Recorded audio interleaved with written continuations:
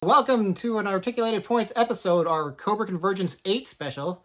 Today, we're going to have a look at G.I. Joe the movie animation models. Let's start off with the fact that I have a movie script here. And if you want to follow along, you're more than welcome to. The script is downloadable from the Shout Factory G.I. Joe the movie DVD release, also included with the Blu-ray set. So you can print them out if you want, or just look it up as it's a PDF file. Right, so you had actually uncovered this set of character models a long time ago and showed them to me, and so I'm kind of excited to see what your take is on all of the information that you have found since you received this set. Let's clarify, these animation models are going to be the ones that were used by keyframe storyboards and in-betweeners. They're the sort of photocopied pencil drawings that are black and white, monochrome, no ink and paint to them.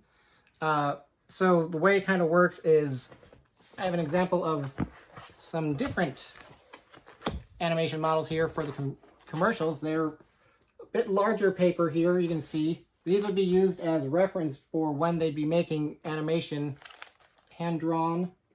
And though they can be, again, large format like this, they could also be smaller format like this septic tank for the Deke series. So lots of these were photocopied and passed around to all the artists who were working on each individual frame. And from there, those pieces would then be drawn on a piece of paper, which would hand over to ink and paint, which would then trace the image onto celluloid and then paint it. And that's where you would get your finalized animation cell. And it's for these ink and painters where you would see animation cells that are fully painted. So those are not the kind we're looking at today. We're looking at just the straight black and white. It makes sense, though. I mean, the way that animation was done is you'd have one artist that would kind of determine the look of everybody in the style, and that would go through an approval process. And then once you had that, then you'd also have somebody do all the keyframes, and your artists that made up the big workforce of people doing the animation would just be doing the in-betweens. Yeah, they're literally called in-betweeners. Now, this packet that you received, it wasn't like it included every single piece of control art or character art. I think that this was one set of approvals that came together. Yeah, you'll even see some of them marked as revised with a date on it. So, you know, these things, as rewrites come in or as dailies take a look and people decide changes are needed, they might update, revise the animation models, change it in, or just in the normal design process. Not everything is designed at once. Approvals are coming in, in a steady stream. Yeah, and so you'd already have Serpentor in the cartoon, so we already know what he would have looked like. So here is just the development of his staff for the G.I. Joe movie. It says Serpentor's Cobra staff. So it's very classically a Cobra staff. Yeah, it's the thing about scripts. You can write whatever you want, but then somebody has to design a whole world based on what you've written. Any prop you mention, any location you specify, it all has to be later designed, and everything has to get a model so that it's consistent across all the animation frames. And also, I can say not every one of these models was actually used in the final film. I want to say at the very opening, when he's on his throne, he might be holding it. So that's just a staff, but other characters were also kind of new. I know that I always wondered who the guys were at the beginning. This next model that you have that actually calls them by name. Yeah, Viper Mechanics. These were the generic Cobra mechanics who were working inside the Terrordrome when Pythona infiltrates. And the script just calls them Viper Mechanics. Doesn't even give them a description, just says, Viper Mechanics in the hangar whirl to face the cloaked figure as alarms go off. There, stop him, is one of the lines. Okay, then moving into a character that is a little more heavily featured, and you have a little bit more material. This one's fun. Why don't you take us through this next one? Here we see the animation model for Heather, or spoiler alert, it's Zartan in disguise. In the script, she is described as A flashy red sports car with a license plate reading Heather is parked outside. Move in on a soldier in fatigues and a beautiful blonde airhead in a straw hat and white sundress. So that the soldier in fatigues is actually Falcon, but Heather is the beautiful blonde airhead in a straw hat and white sundress. I don't know if I'd necessarily describe Heather as an airhead, but I guess that sells you on, the mannerisms she's supposed to have. It's giving flavor to the text, allowing voice actress to figure out how to play this character. Very true. And I like that the script kind of gave the artist an idea of what was wanted for the disguise. A lot of these, I would say that some of these animation models you have don't exactly have her in a sundress. No. If you recall later on when Heather is chased off the base, she goes over to a lake and decides to take a little dip. I guess we could describe the reason for this. There is a very good reason why this was going to be in the movie. And that's because Hasbro didn't want G.I. Joe the movie to come out to theaters and be rated G, because there was the perception by the target audience that if it was rated G, it was meant for a much younger, maybe 5-6-year-old audience. So according to a Facebook post by Kirk Bazigian, Russ Heath, who is the artist that created character models such as the ones we are looking at today, proposed that they include partial nudity and submitted a character model of Zartan for the scene. However, Kirk's also explained that the team opted to include a curse word instead, as they had with Transformers the movie, and that the scene with Zartan was altered to include a one-piece bathing suit. But ultimately, G.I. Joe the movie was not released theatrically, and both were omitted. You can see by looking at recent video releases that the movie is listed as unrated in the United States. But interestingly, if you look at IMDb, they list the movie as rated PG. Then when you click to see more, they note that it's still technically currently not rated in the United States, and that PG was an original rating. So it looks like the cut that the MPAA rated was changed, which was kind of information that we already knew. And actually, the script that I have and that you could yourself download includes this scene. On page 54, it states, low angle, Heather's car door opens and her sandal-shod feet step out. She kicks her sandals off. Low angle, past car to lake. Still humming, Heather walks to edge of the lake and slowly starts to strip. She slips her sundress off her shoulders. Jumping ahead, the sundress panned down Heather's body as the dress slides to her ankles. All she wears underneath is a very brief bikini bottom. Still humming, she steps out of the sundress and kicks it away. And then on the next page, on page 55, we actually see past Zartan to Zartan and the others. She turns brazenly to face them, not trying to cover herself. She plucks her large earrings off. Not trying to cover herself is not what I would describe necessarily that short bit of storyboard we've seen. So even then, I think it was tamed down a bit from the script. I don't know. The only piece of storyboard that I see is seems to be the portion of her taking the sundress off. I suppose they could have been playing with angles. Speaking to angles, the character model that you have is actually different than the one that has been shared online by Kirk Bazigian. Yeah, obviously in the one that Kirk has shown, she's topless, even if there's, no nipples or anything. They're just very Barbie-like. But it looks like very much a pair of panties that she's wearing with a flower pattern and a frilly edge. Whereas I have a revised bikini and bikini top and bottom. The front, very generically plain, no frilly edge, just straight, a little bit thinner than the panty bottom, but with a little heart drawn on the backside. Yeah, it really makes me think that there was some intention to pull out of that already, because the one that Kirk posted is dated 2/27/86, and the one that you have is dated 3/31/86. So in a little over a month, they went from the topless scene, and then that was changed. I would like to know where exactly that curse word appeared, but I don't think it's in the script that you downloaded.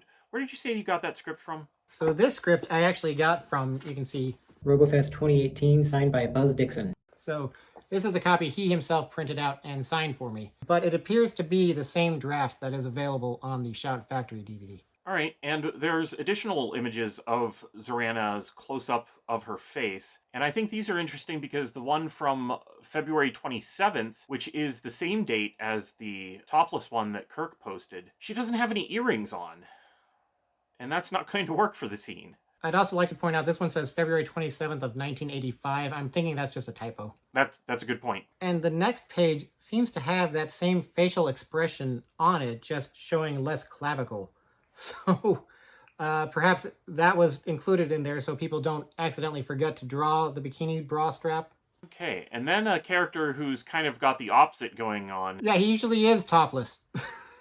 Usually, yes. Now he's all covered up. Yeah, so we have a few shots of existing Cobra characters, Mindbender here, and also Motor Viper in their winter gear, because, you know, obviously the BET attack takes place in the Himalayas, so having a topless orthodontist running around in a snow-covered mountain probably didn't make a whole lot of sense. Yeah, and of course they spark the need for these to be made as toys. But then we get into kind of what I've been waiting for. This next one is a character model that is pretty much, to me, the template for several action figures that I think that they could make. So yes, you're seeing a model of Cobra Commander as a Cobra-La noble. As the script describes him, a young Cobra-La noble works over a table covered with strange fungoid plants, each with short bulbous barrel stalks and a ring of evil little flowers around its wide mouth. The young noble is handsome in a cruel, aloof manner. And you can kind of see he's got a grimace going on with this animation model. Yeah, I think it's interesting that they have a holster that they just carry throughout Cobra-La, even though he's a scientist. And it's a very World War II holster, too. It is. Like, I don't know what crustacean looks like that he would have that holster on, but their technology is weird. It seems to be a lot of sea life and plants. So maybe that was more meant to be a hint that they used to be closer to the ocean and before having to withdraw from the society and the world at large. And then you have the mutated Cobra Commander here as well. Yeah, the young noble, a fungoid plant, suddenly compresses and spurts spore-laden gas into his face. He staggers back, clutching his face in agony. Horrified, he takes his hands down. Large lumps begin growing on his face like huge boils. Move in as the boils open to reveal their eyes. The young noble screams, and here we see quite a few eyes. I like this moment because they could have just said that he was scary looking because he was from, another world. But the fact that they make him mutate makes it into something else. It's like with Dr. Doom. He had a tiny little scar from that experiment and decided to hide his face away, but put the mask on before it was cool, and he scarred it up even more.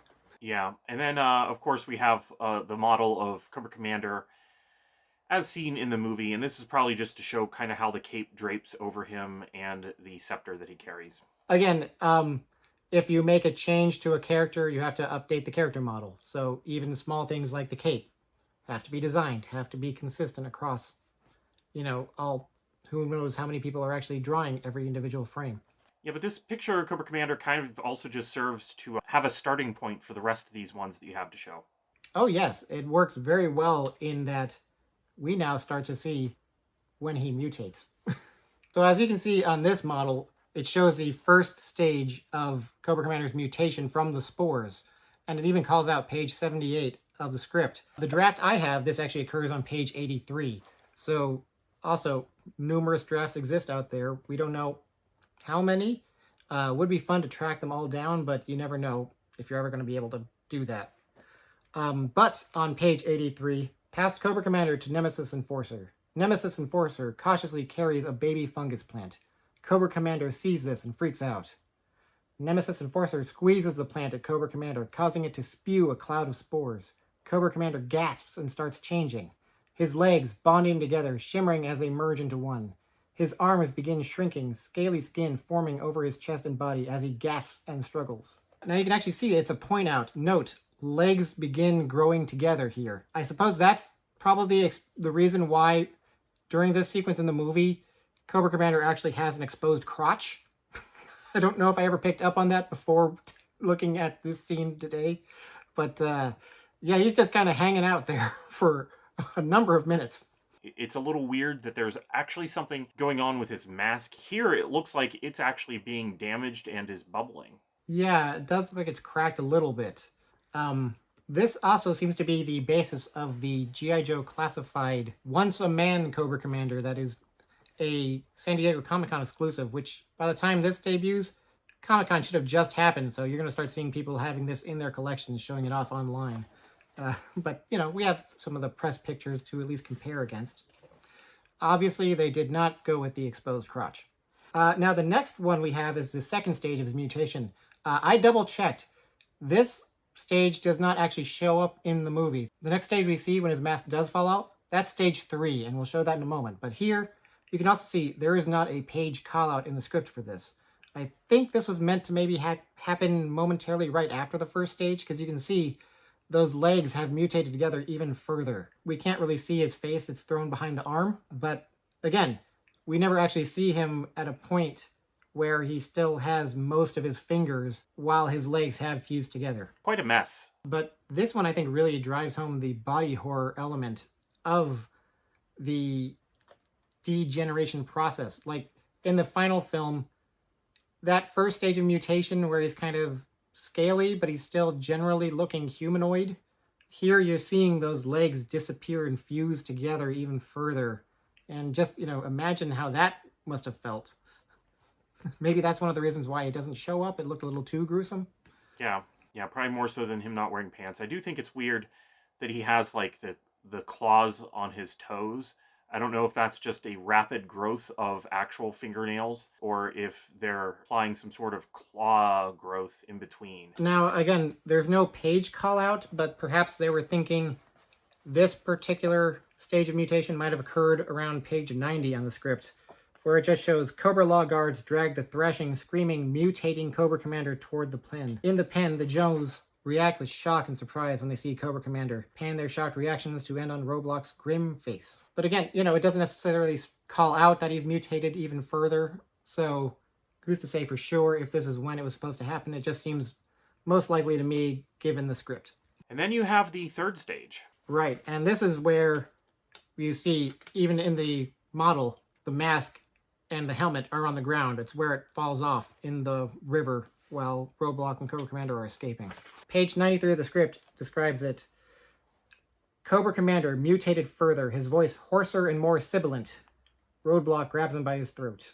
Yeah, but the mask here is kind of like I was saying earlier. It looked like it was being deformed. You could definitely tell that the helmet and mask are deformed at this stage as far as this animation model goes. So at some point they must have revised this further to not have that happen. Yeah, it does seem like perhaps they meant for the mask to break more dramatically and fall off, but simplified it as subsequent rewrites occurred. I'm trying to jump ahead to see if I can find because the actual page where the mask comes off. Roadblock holds up the battered, mangled mask.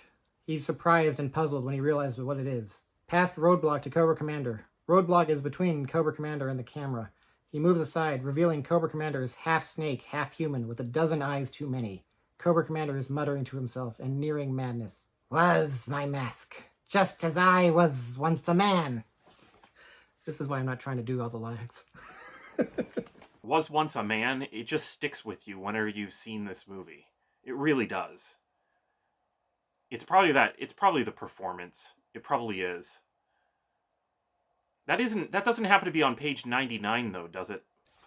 It is actually on page 99.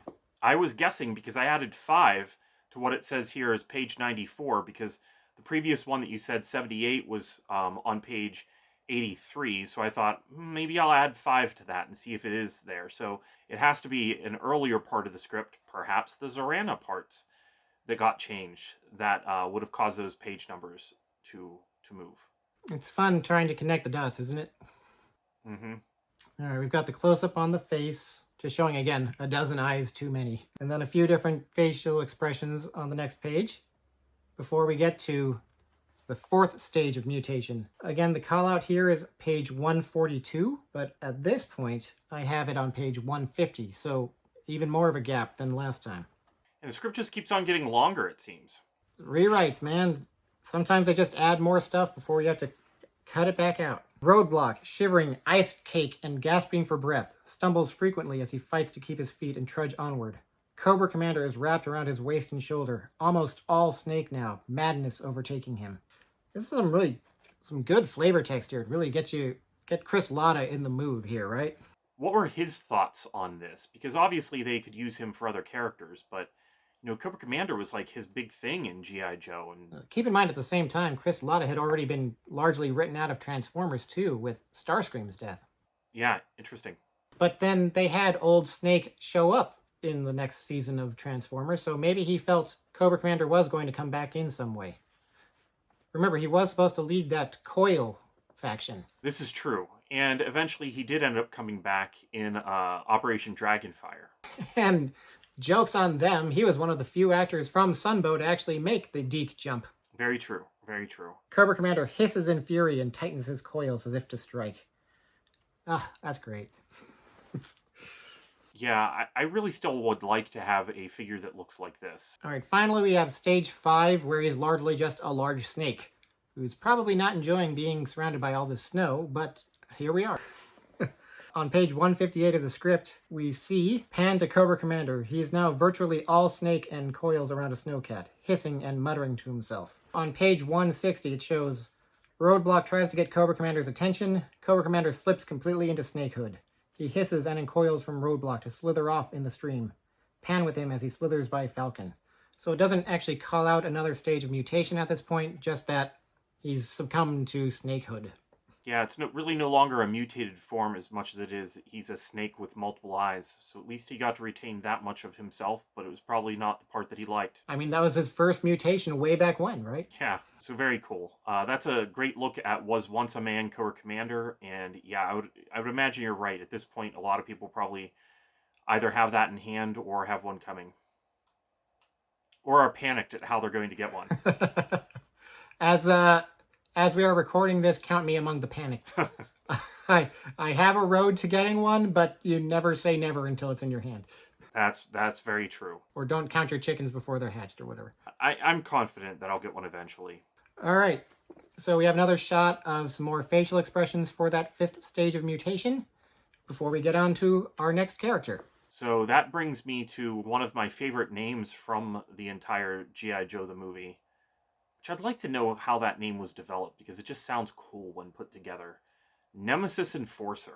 All right, I actually kind of like how he's described in the script on page 29. Nemesis Enforcer, the one who dragged Roadblock under, suddenly bursts up from the snow in the Havoc's path. Nemesis Enforcer is slightly less than 7 feet tall, but appears even larger because of his huge bat-like wings. He has Roadblock tucked unconscious under one arm and holds his other hand out as a signal to stop. He lets out a croaking roar somewhere between an elephant's bellow and the growl of Chewbacca. Who's the voice actor for him? Because whoever it was really nailed that, didn't they? That's Peter Cullen. Oh, he really got it. You want the guy with the deep voice, you get the guy with the deep voice. Yeah, excellent performance as Nemesis Enforcer. I like that one. We are fortunate enough to have quite a few different angles on Nemesis Enforcer in these character models, so we get a good view of him almost from all sides. It's pretty great. And flying. Yeah, I like the flying shot of him. With wings so massive they can't fit on the page. That's very true. Okay, and from Nemesis Enforcer, also as a part of the set that actually did come out as figures, we have Royal Guard, who apparently his antenna doesn't fit on the page. Now, I will say on page 28, when the Royal Guards first show up, they don't really give them a description. Just from underneath the snow, the Cobra-La Guards suddenly rise up and rush off to attack the Joes. Nothing really describing what they're like or how to portray them. I guess it helps because they don't really actually have any lines of dialogue, just sort of battle cry that you can barely tell is actually being spoken by them because they're wearing masks the whole time. Okay, so it says Cobra-La Guard number 1. I wonder if there is any intention of actually having some of the guards look different than each other? I mean, that would make sense given that he has an action figure. If you've got multiple guards, it gives you a chance to make multiple toys. You think there was an intention to include a cape with a toy? I want to say there was, because they had these capes in the movie, and usually the movie designs are derived from the early action figure designs. Judging by the G.I. Joe way of doing it, they just would have folded around the arms, like Dr. Mindbender or Serpentor. Well, I mean, we're not too far removed from what they ended up doing with Destro, Iron Grenadier, so maybe they were considering doing something like that with the over one shoulder kind of look. The plug inside the cavity, yeah. Yeah. I think that would have worked well for the Cobra-La Guards. I like the fact, though, that this kind of shows that he has cat eyes. That doesn't come across on the toy.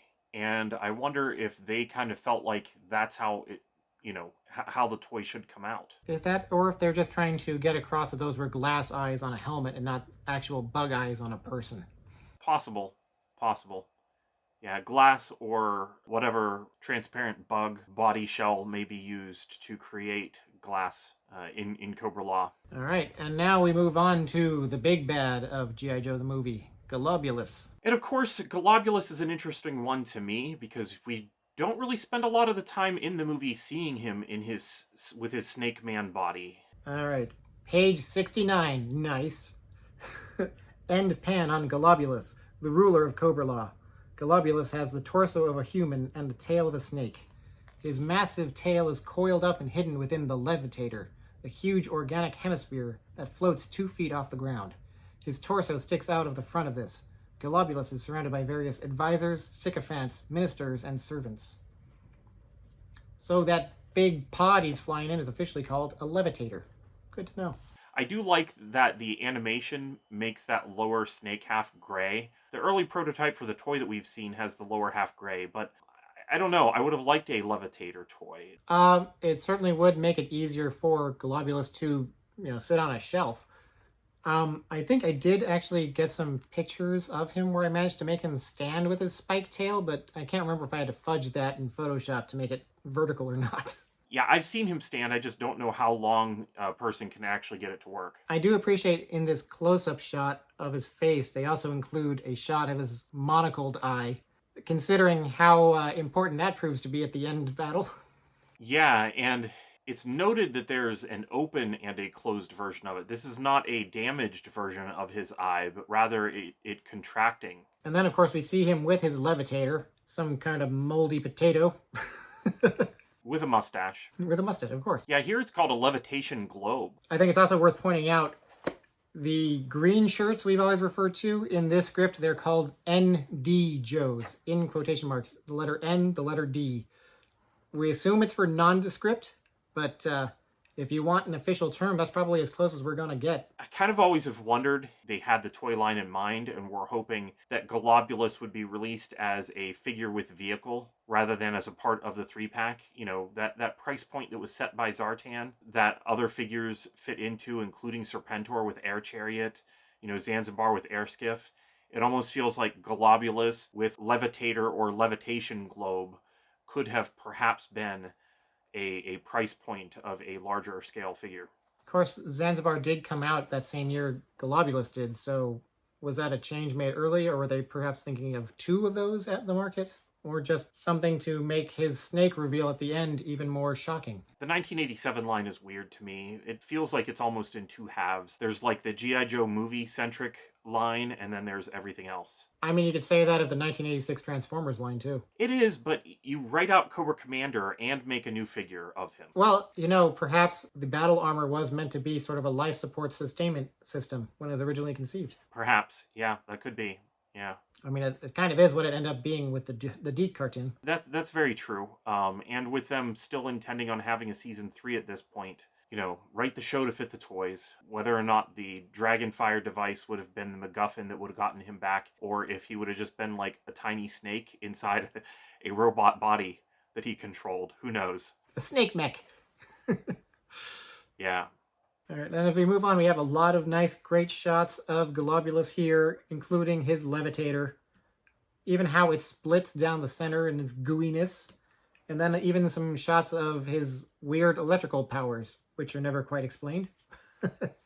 It almost feels like he's more of a conduit at that point for powers. Yeah, but, whether he's harnessing energy or if it's coming from him, he's certainly holding something that looks like a sphere, but did he generate that, or is it just something that materialized? That just kind of looks like it's the anime shorthand for energy. Okay, I think that does it for Golobulus. Now I think that we're on to one of everybody's favorite characters that we're all sad that we didn't get as a toy at the time. Am I right? Is that who we're doing next? We are doing Pythona, and she is described on page 11 of this script. The cloaked figure's cape drops to reveal Pythona, a sexy, beautiful, exotic, and deadly high priestess of Cobra-La. Not much to go off of there for the description, but it seems like the designers took that word sexy and ran with it. Yeah, more so than the High Priestess. I mean, that's something that we have seen in some of the development stuff coming out of Hasbro. But yeah, this first image that you have, and I did try to put these in chronological order so that we could kind of see the development of the character and how she changed. This one from February 18th of 1986. She looks like she's swimming. For some reason, I'm getting like a Patrick Nagel Playboy art vibe off of this. You know those ones, that sort of two-dimensional artwork of beautiful women with windswept hair and very evocative eyes. I'm not sure why I'm getting that vibe from this picture, but that's what's coming to me. Yeah, actually, there was recently the mystery of the Duran Duran art was just recently uncovered. I saw Adam Riches post that. They discovered who he based that album cover off of. So yeah, I do see what you mean, and maybe there is some kind of connection there considering her earrings. Mystery for another day, perhaps. We don't have the length of time in this video to start our own deep dive. Very true. I do find it interesting, though, this first model shot we have of her, she's very shaded, and it looks like there's a lot of detail that maybe the photocopier isn't picking up. But then the next art seems to be this same design, but simplified, with all that shading gone. A new characters used for the eyes is what Google's Translate says over there regarding the eyes. And I think that what the intention there is to express that those are not the eyes that are finalized. Isn't the future technology great? Yeah.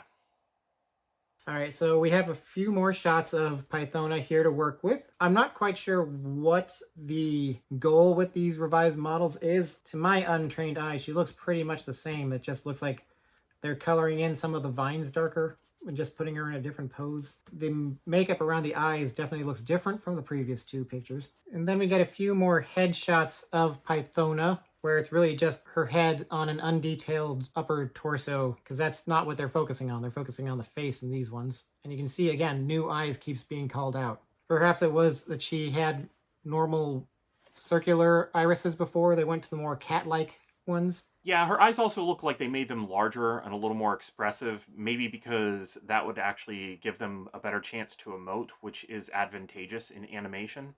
And then we start seeing some shots of her with her cloak. The script just calls her cloaked figure at this point. No real description, just a mysterious cloaked figure steps out. As you can see, again, these animation models are focusing more on the cloak than Pythona underneath. It's just a sort of generic body shape that we see of her.